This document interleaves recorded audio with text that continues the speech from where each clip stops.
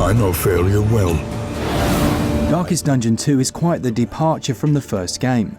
No longer are you building up a central area and then moving on out. Now you're making a single journey towards the mountain. For some, that's going to be a real loss, as having a sense of home can bring with it a sense of purpose. But not ones to rest on the successes of their past and simply rinse and repeat. Red Hook Studios introduce a number of new mechanics that some may absolutely love, while others lament. Is this a blighted sequel or a bright ray of sunshine? Well, my name is Mark Walker. Welcome back to SwitchUp. Now let's find out.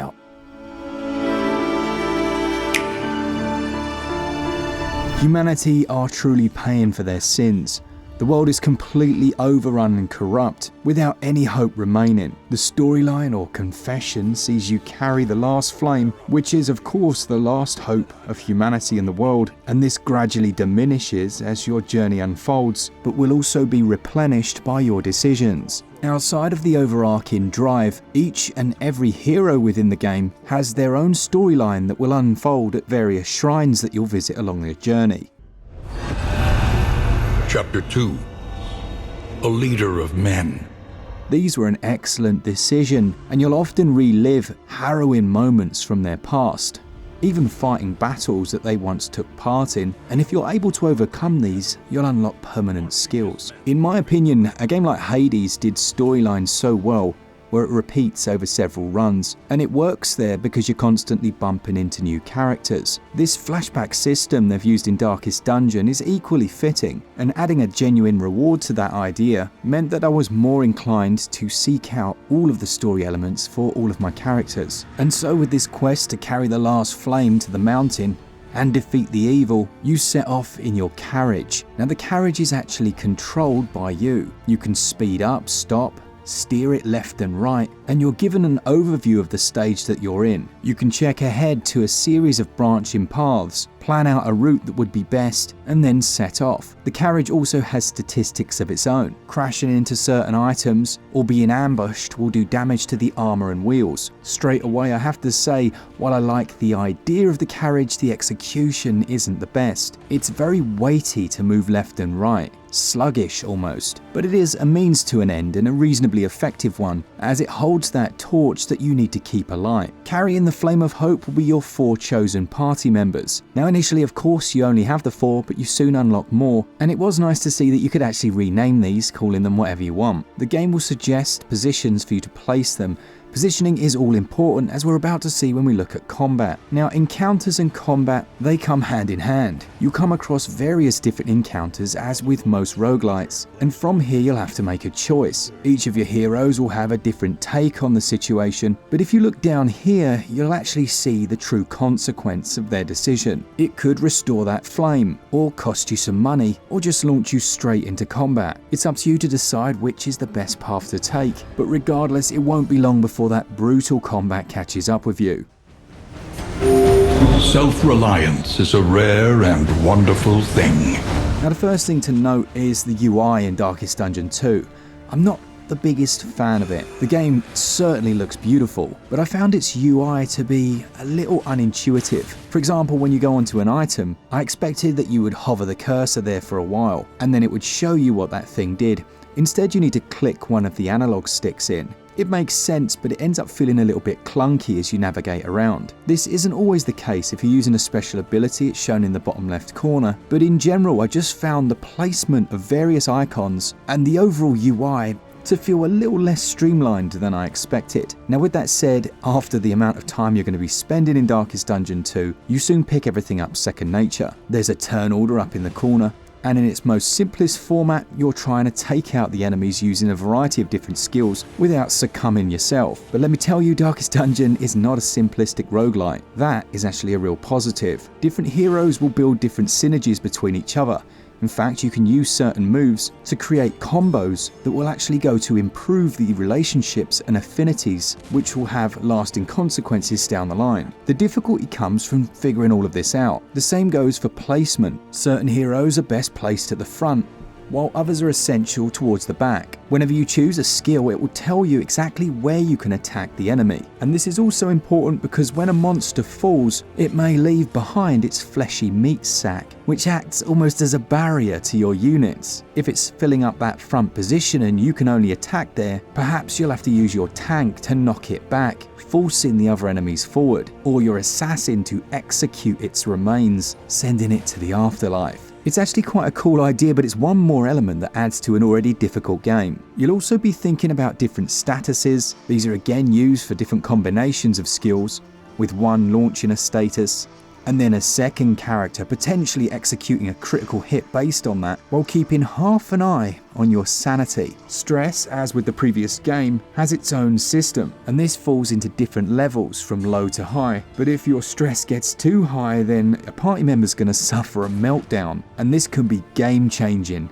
in a bad way. If they have a meltdown, they get a huge affinity loss across the entire party, and their HP will tank. As I'm sure you can tell, combat is quite tricky. Now sure, it starts out manageable, but unless you start to master all of these affinities and really invest some time into learning your characters and skills, you're going to find yourself a little frustrated. Thankfully, everything can be upgraded.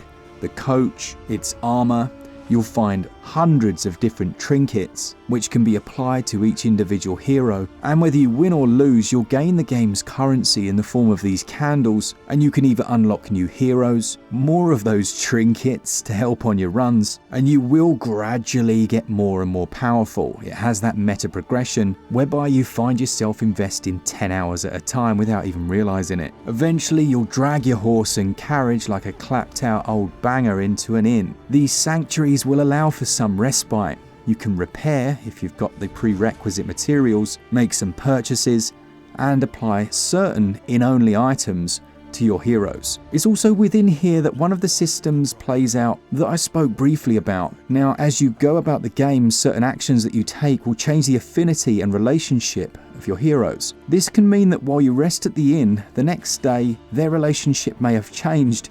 Now, in the brutal way that Darkest Dungeon does, this isn't always a positive.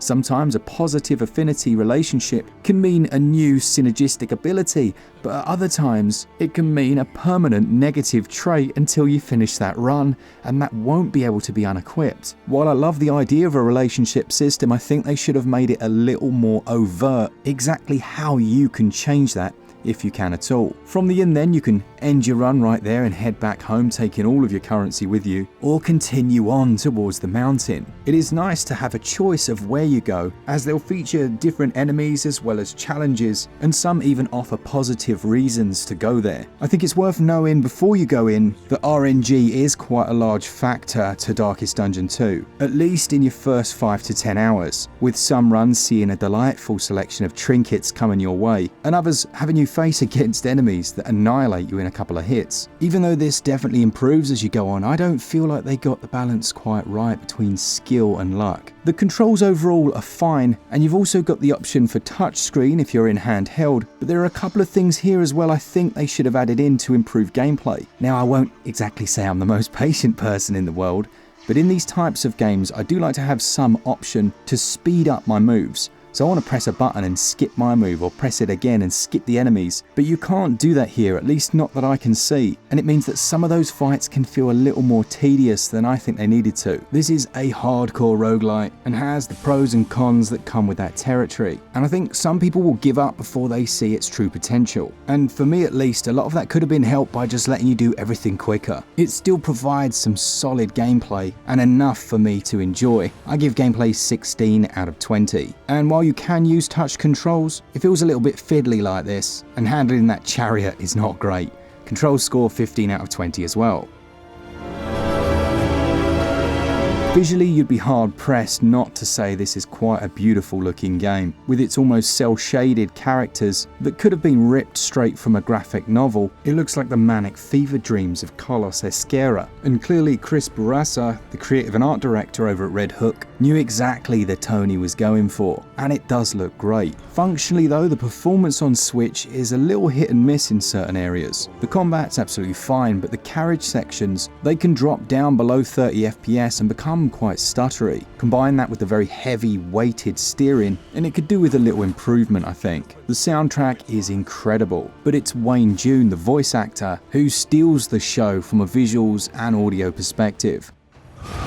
The smallest variable can make all the difference. His dulcet tones and one-liners, they elevate the more mundane moments, and in particular, really grab your attention during those story recaps. Visuals and performance combined score 17 out of 20. Sound and audio scores 19 out of 20. Darkest Dungeon 2 is going to set you back £34 or your regional equivalent, and I believe there is a physical that's coming. If it gets its hooks into you, there is an incredible amount of content here. Dozens of different systems to master, heroes to unlock and learn, and trinkets to find, with some solid meta progression. But it can be a slog early on, there's no two ways about it. And if you love the original's design, the new elements potentially may not click with you quite as much. I give value 16 out of 20.